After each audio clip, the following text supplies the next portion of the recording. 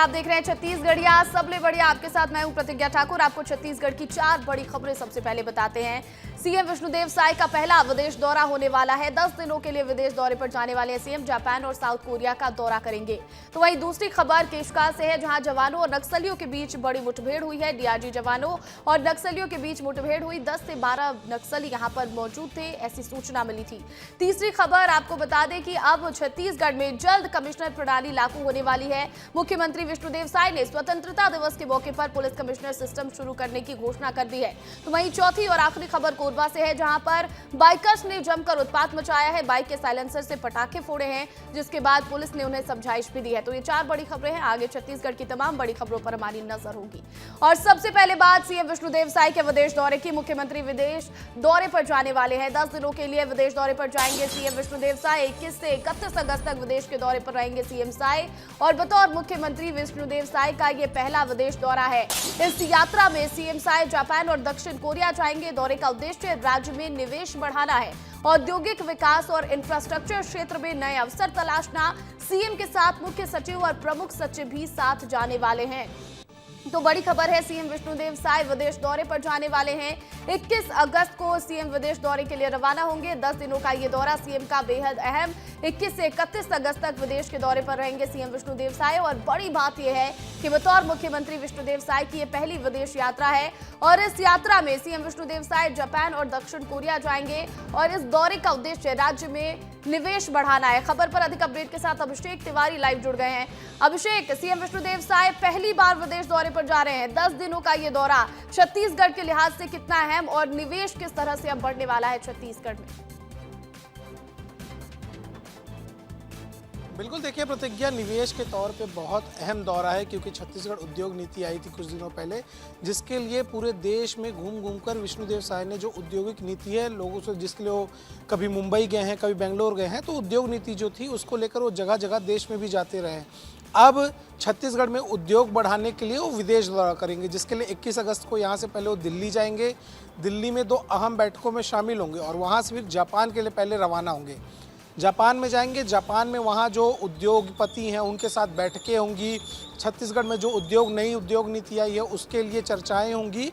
और जो छत्तीसगढ़ में उद्योग है, जैसा कि आप जानती हैं कि छत्तीसगढ़ बहुत बड़ा है, यहाँ पे अलग अलग चीज़ें मिलती हैं।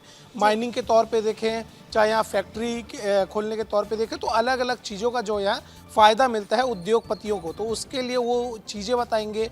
साथ ही साथ साउथ कोरिया भी जाएंगे। साउथ कोरिया जो अपने डिजिटल चीज़ों के लिए जाने जाता है, जो वहाँ पे अपने इलेक्ट्रॉनिक चीज़ों के लिए जाना जाता है, वो चीज़ें भी छत्तीसगढ़ में देखने मिल सकती है। यानी कि इस तरह से के साथ साथ अब विदेश के उद्योगपतियों को भी लुभाने की पूरी कोशिश है छत्तीसगढ़ सरकार की। और इसी के लिए ये दौरा बहुत ही खास हो जाता है, क्योंकि सीएम विष्णुदेव साय 2 देशों के दौरे पर रहेंगे। और वहां क्योंकि इलेक्ट्रॉनिक की जो संभावनाएं हैं वो देखने को मिल रही हैं, तो उस क्षेत्र में निवेश अब छत्तीसगढ़ में होने वाला है। बहुत शुक्रिया तमाम अपडेट के लिए। तो वहीं सीएम विष्णुदेव साय के आज कई खास कार्यक्रम रहने वाले हैं। एसबीआई साइबर सतर्कता रथ को हरी झंडी दिखाएंगे सीएम। अटल बिहारी वाजपेयी को देंगे पुष्पांजलि और अवंती विहार में कार्यक्रम का आयोजन करेंगे। तो आज सीएम विष्णुदेव साय कई खास कार्यक्रमों में शिरकत करते नजर आएंगे। एसबीआई साइबर सतर्कता रथ को हरी झंडी दिखाएंगे। इसके अलावा अटल बिहारी वाजपेयी को पुष्पांजलि अर्पित करेंगे। तो वहीं अवंती विहार में कार्यक्रम का आयोजन रखा गया है, इसमें भी शिरकत करने वाले हैं सीएम विष्णुदेव साय। खबर केशकाल से है, जहां पर नक्सलियों के साथ बड़ी मुठभेड़ हुई है। डीआरजी जवानों और नक्सलियों के बीच मुठभेड़ की खबर है। नलाझर गांव में 10 से 12 नक्सलियों के होने की सूचना मिली थी और जंगलों में गश्त पर निकली थी डीआरजी की टीम। सर्चिंग के दौरान नक्सलियों ने फायरिंग की। फायरिंग में एक ग्रामीण घायल बताया जा रहा है। जवानों ने ग्रामीण को अस्पताल पहुंचाया है। मौके से बंदूक और नक्सली सामग्री बरामद की गई है। तो देखिए, छत्तीसगढ़ के केशकाल में नक्सलियों के साथ डीआरजी के जवानों की बड़ी मुठभेड़ हुई है। नलाझर गांव में 10 से 12 नक्सलियों के होने की सूचना मिली थी। इसके बाद सर्चिंग ऑपरेशन चलाई गई और इसी ऑपरेशन के दौरान बड़ी मुठभेड़ की खबर है। और नक्सलियों के बीच में फायरिंग हुई, जिसमें पुलिस को भारी पड़ता देख नक्सली जो है तीतर बितर हो गए, तभी भाग गए। जब घटनास्थल की सघन रूप से सर्चिंग की गई, जिसमें 2 नग भरमार बंदूक, वर्दी, नक्सली साहित्य और कुछ दवाइयां बरामद हुई। घटनास्थल से कुछ दूरी पर एक जो ग्रामीण है वो घायल अवस्था में मिला, जिसको तत्काल हमारी जो टीम है वो तुरंत प्राथमिक उपचार करके जो जिला कोंडागांव अस्पताल में उसको भर्ती कराया गया है। इधर कोरबा में बाइकर्स ने जमकर उत्पात मचाया है। बाइक के साइलेंसर से पटाखे फोड़े हैं। पुलिस ने 8 बाइक चालकों को पकड़ा है। आरोपियों को जुलूस निकालकर थाने पहुंची पुलिस। तो बड़ी खबर कोरबा से, जहां पर बाइकर्स ने जमकर उत्पात मचाया है। बाइक के साइलेंसर से पटाखे फोड़ते नजर आए बाइकर्स और पुलिस ने 8 बाइक चालकों को पकड़ा है। इन पर कार्रवाई की गई है। आरोपियों का जुलूस निकालकर थाने पहुंची पुलिस और उन्हें समझाइश दी गई। इस तरह की जो करतूत है वो आगे ये ना करे, इसको लेकर समझाइश पुलिस की तरफ से दी गई है और उनका जुलूस भी निकाला गया है। तो देखिए, कोरबा में बाइकर्स ने जमकर उत्पात मचाया है। बाइक के साइलेंसर से पटाखे फोड़ते नजर आए ये जो उत्पात करते बाइकर्स। तो देखिए, कोरबा में बाइकर्स ने जमकर उत्पात मचाया और देखिए किस तरह से पुलिस जो है उन्हें पकड़ कर लेकर आई है थाने। उनका जुलूस निकाला गया है। ऐसे 8 बाइक चालकों को पकड़ा गया है जो साइलेंसर से पटाखे फोड़ते नजर आए थे। और खबर पर अधिक अपडेट के साथ हरीश साहू जुड़ गए हैं। हरीश, इस तरह की करतूत जब बाइकर्स ने की है तो अब किस तरह की कार्रवाई और क्या समझाइश पुलिस की तरफ से दी गई है? देखिए प्रतिज्ञा, इस पर जो है कान फोड़ू जो पटाखे फोड़ रहे थे बाइकर्स जो पहुंचे हुए थे, एक समूह बनाकर के जो पहुंचे हुए थे, उनमें से 8 जो बाइकर्स हैं उन पर बड़ी कार्रवाई की गई है। इसके साथ ही जो कान फोड़ू जो वाहने थे उनको भी जब्त कर ली गई है। इसके अलावा बाइकर्स का जो है पुलिस ने पकड़ करके जुलूस भी निकाला है। और ये जो घटना है वो हेलीपैड की घटना है, जहां पर बगल में एनसीडीसी स्कूल है, वहां पर कलेक्टर, एसपी और श्रम मंत्री लखनलाल देवांगन है, वो जो पहुंचे हुए थे। और एक समूह में जब बाइकर्स वहां पर पहुंचे और कान फोड़ू पटाखे जो उन्होंने फोड़े तो तत्काल जो है एसपी ने निर्देशित किया और वहां पर मतलब कि कार्यक्रम हो रहा था। तो ये समझा जा सकता है कि पुलिस बल की संख्या भी अधिक मात्रा में थी। तो कहीं न कहीं फिर निर्देश के बाद जो है तुरंत वहां पर पुलिस बल पहुंची और सभी जो बाइकर्स को पकड़ने की कोशिश की। फिलहाल जो है आधे बाइकर्स, बड़ी कार्रवाई यहाँ पर की गई है, इन्हें समझाइश दी गई है कि आगे इस तरह की करतूत ना करें। बहुत शुक्रिया हरीश तमाम अपडेट के लिए। इधर कवर्धा के धोपघट्टी गांव में खूनी संघर्ष देखने को मिला है। जमीन विवाद पर गांव में खूनी संघर्ष हुआ। तलवार और लाठी डंडों से हमला किया गया है। सरेआम युवक ने गांव में तलवार लहराई है। गांव में अफरा तफरी का माहौल देखने को मिला और लोग दहशत में हैं। स्थानीय लोगों ने पुलिस को सूचना दी। पुलिस ने मौके पर पहुंचकर जांच पड़ताल शुरू कर दी है और दोनों पक्षों के खिलाफ मामला दर्ज कर लिया गया है। तो कवर्धा के धोपघट्टी गांव में खूनी संघर्ष देखने को मिला है। बताया जा रहा है कि जमीन विवाद पर गांव में ये खूनी संघर्ष हुआ, जहां पर तलवार और लाठी डंडों से दो पक्षों के बीच जमकर मारपीट हुई है। एक पक्ष ने दूसरे पक्ष पर जमकर हमला कर दिया। सरेआम युवक ने गांव में तलवार भी लहराई इस दौरान और गांव में इसके बाद अफरा तफरी का माहौल देखने को मिला। लोग दहशत में नजर आए, जिसके बाद स्थानीय लोगों ने पुलिस को इसकी सूचना दी। पुलिस ने मौके पर पहुंचकर जांच पड़ताल शुरू कर दी है और दोनों पक्षों के खिलाफ मामला भी दर्ज कर लिया गया है। तो देखिए, जमीन विवाद में खूनी संघर्ष कवर्धा में देखने को मिला है। कवर्धा के धोपघट्टी गांव में ये खूनी संघर्ष देखने को मिला। जमकर यहां पर लाठी डंडे चलाए गए। यहां तक कि दिन दहाड़े तलवारबाजी भी देखने को मिली। युवक तलवार लहराता नजर आया। दोनों पक्षों के बीच ये खूनी संघर्ष देखने को मिली है। वीडियो भी इसका सामने है, आप देख लीजिए किस तरह से दो गुट के जो लोग हैं वो आपस में भिड़ते एक दूसरे पर लाठी डंडों से वार करते नजर आ रहे हैं, जिसके बाद गांव में दहशत का माहौल देखने को मिला। इधर छत्तीसगढ़ में एक बार फिर से मौसम का मिजाज पूरी तरह से बदल चुका है। राजधानी में रात भर तेज बारिश हुई है। गरज चमक के साथ मूसलाधार बारिश का दौर देखने को मिला है। राजधानी में बारिश को लेकर येलो अलर्ट जारी किया गया है और आज भी तेज बारिश होने की संभावना जताई जा रही है। तो छत्तीसगढ़ में एक बार फिर से मौसम का मिजाज बदला बदला सा नजर आ रहा है। राजधानी में रात भर तेज बारिश हुई है। गरज चमक के साथ मूसलाधार बारिश का दौर देखने को मिला है और राजधानी में बारिश का येलो अलर्ट भी अब जारी कर दिया गया है और आज भी तेज बारिश होने की संभावना जताई जा रही है। एक बार फिर से मॉनसून पूरी तरह से छत्तीसगढ़ में सक्रिय है और खासकर राजधानी रायपुर की बात कर ले तो यहां पर येलो अलर्ट भी जारी कर दिया गया है, क्योंकि कल देर रात मूसलाधार बारिश हुई है। आज भी तेज बारिश हो सकती है। मौसम विभाग ने इसे लेकर येलो अलर्ट जारी किया है।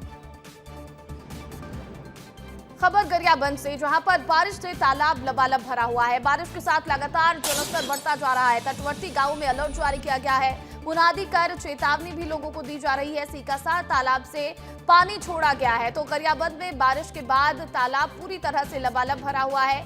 बारिश के साथ जलस्तर भी लगातार बढ़ता जा रहा है। आप तालाब की तस्वीर देखिए कि किस तरह से जो जल स्रोत है वो पूरी तरह से इसका जलस्तर बढ़ा हुआ है। तटवर्ती गांवों में अलर्ट जारी कर दिया गया है। वहीं मुनादी कर लोगों को चेतावनी दी जा रही है कि जल स्रोतों से दूर रहें। सीकासार तालाब से पानी भी छोड़ा गया है। इधर रायपुर में नशा के खिलाफ एनसीबी की मुहिम देखने को मिलने वाली है। एनसीबी अब चलाएगा जन जागरूकता अभियान। बढ़ते नशे के खिलाफ एनसीबी अब ये अभियान चलाने वाली है। राजधानी रायपुर में आयोजित होंगे कार्यक्रम और कई स्थानों पर जन जागरूकता कार्यक्रम आयोजित किए जाएंगे। तो रायपुर में नशाखोरी के खिलाफ एनसीबी की नई मुहिम देखने को मिलने वाली है। एनसीबी की तरफ से अब जन जागरूकता अभियान चलाया जाएगा। बढ़ते नशाखोरी के खिलाफ एनसीबी ये अभियान चलाने वाली है। राजधानी रायपुर में अलग अलग जगहों पर कार्यक्रम आयोजित किए जाएंगे। कई स्थानों पर जन जागरूकता कार्यक्रम आयोजित होंगे और लोगों को नशाखोरी के खिलाफ जागरूक किया जाएगा। अभियान चलाकर लोगों को समझाइश दी जाएगी, लोगों को बताया जाएगा कि नशाखोरी किस तरह से हानिकारक है और किस तरह से नशाखोरी को कंट्रोल किया जाए और कैसे नशा आप ना करें, कैसे इससे बच सकते हैं। इसे लेकर एनसीबी छत्तीसगढ़ की राजधानी रायपुर में कई कार्यक्रमों का आयोजन करने वाली है। रायपुर में दरबार हॉल का नाम बदल दिया गया है। छत्तीसगढ़ मंडपम किया गया है नाम। राज्यपाल रामेन जेका ने इसकी घोषणा कर दी है। तो बड़ी खबर छत्तीसगढ़ की राजधानी रायपुर से, जहां दरबार हॉल का नाम बदल दिया गया है। छत्तीसगढ़ मंडपम इसका नाम कर दिया गया है और राज्यपाल रामेन जेका ने इसकी घोषणा भी कर दी है। तो छत्तीसगढ़ की राजधानी रायपुर में एक दरबार हॉल है जिसका नाम बदल दिया गया है अब, और इसका नाम बदलकर छत्तीसगढ़ मंडपम कर दिया गया है। राज्यपाल रामेन जेका की तरफ से इसे लेकर घोषणा की गई है। तो रायपुर में अब पुलिस कमिश्नर सिस्टम शुरू होने वाला है। मुख्यमंत्री विष्णुदेव साय ने स्वतंत्रता दिवस के मौके पर ऐसा ऐलान किया है। सीएम ने कहा कि इससे अपराध और अपराधियों पर नियंत्रण बेहतर तरीके से हो सकेगा और कानून व्यवस्था में भी कसावट आएगी। पहले रायपुर के साथ बिलासपुर में भी पुलिस का यही सिस्टम लागू होना था, लेकिन फिलहाल सरकार ने इसके लिए रायपुर को ही चुना है। और इस नई पुलिस प्रणाली से पुलिस अफसरों की तैनाती में क्या कुछ बदलाव होगा, आप इस रिपोर्ट में देखिए।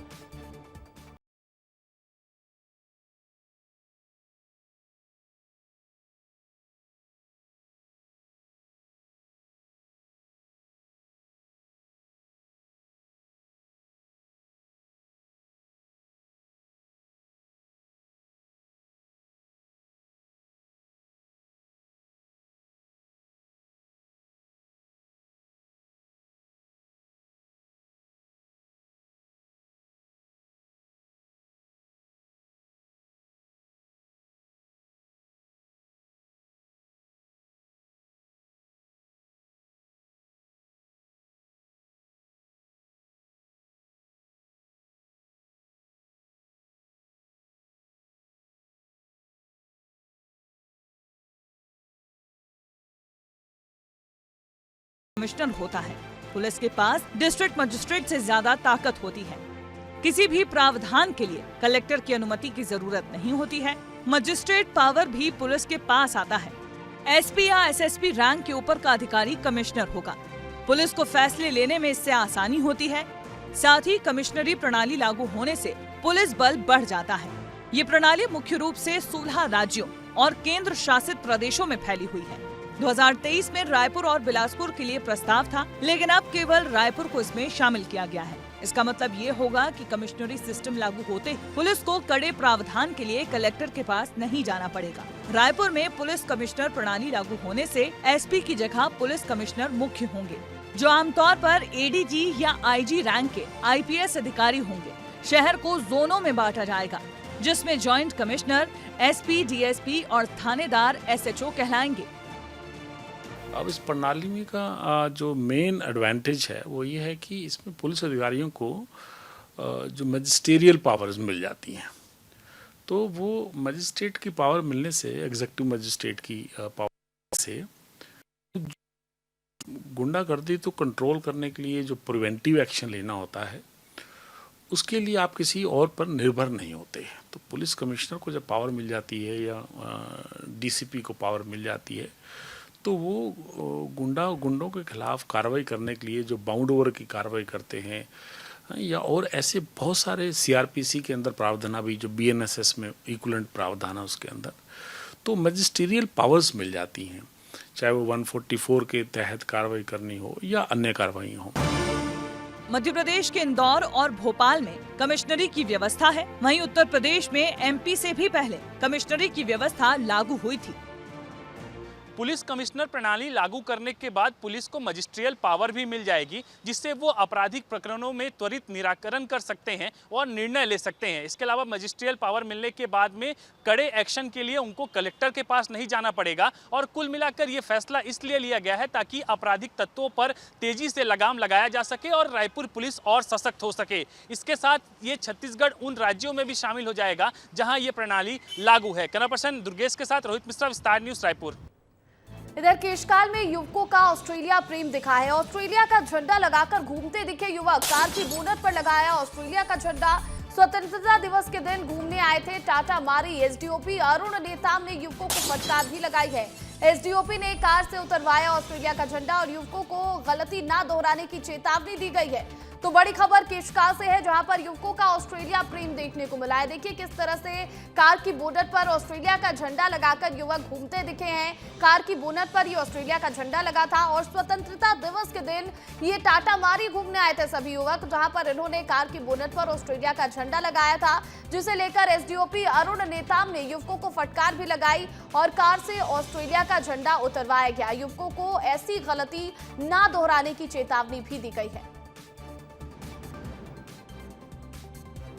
इधर कवर्धा में स्वतंत्रता दिवस समारोह में जमकर हंगामा हुआ है। विवाद के बाद लोगों में मारपीट देखने को मिली और मारपीट का वीडियो भी सामने आ चुका है। कवर्धा के जिला स्तरीय स्वतंत्रता दिवस मुख्य समारोह में एक तरफ मैदान पर देशभक्ति का रंग बिखर रहा था, तो दूसरी तरफ मैदान में माहौल बिगड़ता दिखा।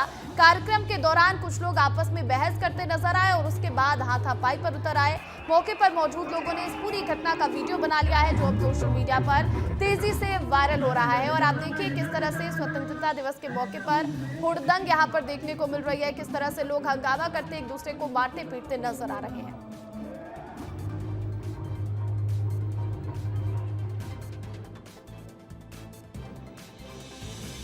इधर धमतरी के सीता नदी टाइगर रिजर्व में बाघ दिखा है। स्वतंत्रता दिवस के दिन घूमते नजर आया बाघ। जंगल में लगे ट्रैप कैमरे में कैद हुई है बाघ की तस्वीर। और पिछले दिनों उत्तर सिंहपुर के जंगलों में बाघ दिखा था। पग चिन्ह के डीएफओ वरुण जैन ने पुष्टि भी की है। बाघ की मौजूदगी से वन विभाग में खुशी की लहर है। जंगल इलाके के गांवों में वन विभाग अब अलर्ट लोगों को करता नजर आ रहा है। तो धमतरी के सीता नदी टाइगर रिजर्व में बाघ देखने को मिला है और स्वतंत्रता दिवस के दिन यहां पर बाघ घूमता नजर आया। जंगल में लगे ट्रैप कैमरे में बाघ की तस्वीर कैद हो गई है।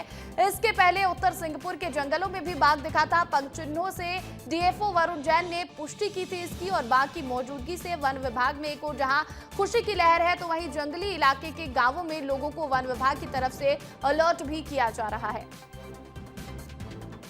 इधर दुर्ग पुलिस ने 9 माह के बच्चे के अपहरण की गुत्थी सुलझाते हुए उसे सुरक्षित बरामद कर लिया है। इस मामले में पटना, बिहार से 4 और कोंडागांव से 1 महिला आरोपी को गिरफ्तार किया गया। पुलिस जांच में यह खुलासा हुआ कि बच्चा 7 लाख रुपए में बेच दिया गया था और गिरोह उसे भीख मंगवाने के लिए इस्तेमाल करना चाहता था। मोबाइल सर्विलांस और त्वरित कार्रवाई से पुलिस ने बच्चे को समय रहते बचा लिया। अधिकारियों ने इसे योजनाबद्ध और सफल पुलिस ऑपरेशन बताया है। 20 जून 2025 को उसके रिश्तेदारों के द्वारा उसे फ़ोन किया गया और उसके बच्चे को देखना है कहते हुए उसे कोंडागांव बुलाने की बात कही गई। चूँकि जो प्रार्थी है उसका मायका कोंडागांव ज़िले में पड़ता है, तो वह उनके बुलाने से रिश्तेदार होने के कारण वो चली गई थी वहाँ पर। जगह अनजान थी, प्रार्थियाँ कभी बिहार गई नहीं थी, तो वह अनभिज्ञ थी, इसलिए वो वापस आ गई और अपने परिजनों को पूरी घटना के संबंध में उसने बताया। आरोपी गणों को उनके लोकेशन के आधार पर एक टीम बिहार रवाना की गई और दूसरी टीम कोंडागांव। और कोंडागांव से जो महिला आरोपी थी उसे गिरफ्तार कर न्यायिक रिमांड पर भेजा गया। इधर राजनांदगांव में शहर को और ज्यादा सुरक्षित बनाने के लिए त्रिनेत्र योजना के तहत अत्याधुनिक इंटीग्रेटेड कंट्रोल रूम का शुभारंभ हो गया है और इस महत्वाकांक्षी प्रोजेक्ट का छत्तीसगढ़ विधानसभा अध्यक्ष डॉक्टर रमन सिंह ने फीता काटकर लोकार्पण किया। त्रिनेत्र योजना को राजनांदगांव की तीसरी आंख कहा जा रहा है। इस प्रोजेक्ट के तहत शहर के प्रमुख चौक चौराहों, स्कूल, कॉलेज, अस्पताल, बैंक, कॉलोनियों और गलियों में 385 अत्याधुनिक सीसीटीवी कैमरे लगाए जा रहे हैं। त्रिनेत्र योजना के तहत ये कैमरे वाहन दुर्घटना, चोरी, लूट, अपहरण और अन्य अपराधों में पुलिस को सबूत जुटाने और अपराधियों की पहचान करने में मदद करेंगे। खास बात यह है कि ये देश की पहली ऐसी योजना है जिसमें जनता ने समिति बनाकर और सहयोग से धन इकट्ठा कर सीसीटीवी कैमरे लगवाए हैं। इस कंट्री का पहला ऐसा प्रोजेक्ट था जिसमें लोगों के द्वारा जन भागीदारी से पूरा खर्चा उठा के एक सीसीटीवी रूम का सीसीटीवी कंट्रोल का सेटअप बनाया जा रहा था। इसमें 385 कैमरे लग रहे हैं। इस मॉडर्न कंट्रोल रूम की खास बात यह है कि इसमें पुलिस कंट्रोल रूम, एक 112 का कंट्रोल रूम और त्रिनेत्र का कंट्रोल रूम सब एक साथ रहेंगे। कोर्ट में प्रोड्यूस करने के लिए डिजिटल एविडेंस के लिए भी बहुत अच्छा एसेट है। इधर पेंड्रा में खेत में पंप चलाने के दौरान बड़ा हादसा हुआ है। बिजली करंट लगने से 2 लोगों की मौत हो गई है। एक ही परिवार के चाचा और भतीजा की मौत हुई है। एक युवक गंभीर रूप से घायल बताया जा रहा है जिसका इलाज जारी है। परिवार और गांव में मातम का माहौल देखने को मिल रहा है। पेंड्रा थाना क्षेत्र के लटकोनी खुर्द गांव का ये मामला है। मौके पर पुलिस की टीम पहुंची है और जांच जारी है। तो पेंड्रा में खेत में पंप चलाने के दौरान बड़ा हादसा हुआ है। बिजली का करंट अचानक से पंप में दौड़ा जिसके बाद 2 लोगों की मौत हो गई। बताया जा रहा है कि परिवार के चाचा और भतीजा की मौत हुई है जबकि एक युवक गंभीर रूप से घायल है जिसका इलाज जारी है। परिवार और गांव में मातम का माहौल देखने को मिल रहा है। पेंड्रा थाना क्षेत्र के लटकोनी खुर्द गांव का ये पूरा मामला बताया जा रहा है। इधर पुतिन और ट्रंप की अलास्का में मीटिंग, यूक्रेन जंग पर करीब 3 घंटे चर्चा हुई। मीटिंग के बाद 12 मिनट की प्रेस कॉन्फ्रेंस देखने को मिली। ट्रंप ने कहा कुछ बड़े मुद्दों पर सहमति नहीं बनी। पुतिन का कहना है कि रूसी सुरक्षा सबसे ज्यादा अहम है। तो यूक्रेन जंग को लेकर अलास्का में अमेरिकी राष्ट्रपति डोनाल्ड ट्रंप और उनके रूसी समकक्ष व्लादिमीर पुतिन की मीटिंग लगभग 3 घंटे तक चली है और इस मीटिंग पर दुनिया भर की नजरें टिकी थी। बंद कमरे में दोनों ही राष्ट्राध्यक्षों के बीच 3 घंटे बातचीत हुई लेकिन सीज फायर पर कोई निष्कर्ष नहीं निकला।